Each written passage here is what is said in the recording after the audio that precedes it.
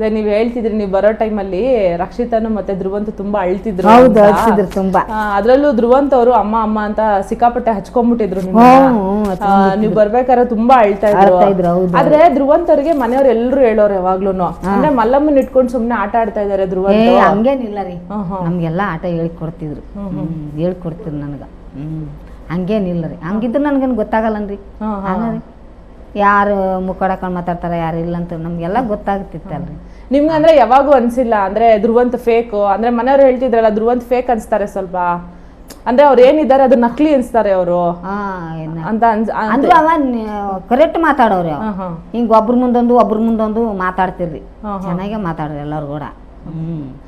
ಅಂದ್ರೆ ನನ್ನ ಜೊತೆಗೆ ಭಾಳ ಇರೋ ಸಲಿಗೆ ಅವ್ರು ಸ್ವಲ್ಪ ಹಂಗೆ ಒಗ್ಟೊಗ್ಟು ಮಾತಾಡೋರು. ಅಂದ್ರೆ ಒಗ್ಟೊಗ್ಟು ಮಾತಾಡ್ರಿ ಎಲ್ಲರೂ ಒಳ್ಳೆಯವ್ರಿ. ಒಂದೊಂದ್ಸಲ ಮತ್ತೆ ಏನಾದ್ರು ಹೇಳಬೇಕಲ್ಲ, ಕಾರಣ ಕೊಡಬೇಕಲ್ಲ ಅಲ್ಲಿ. ಅಲ್ಲ ರೀ, ಮತ್ತೆ ಯಾವ್ದಾನ ಒಂದ್ ಇಷ್ಟಿತ್ತಂದ್ರೆ ಇಷ್ಟು ಮಾಡಿ ಕಾರಣ ಕೊಡೋರು.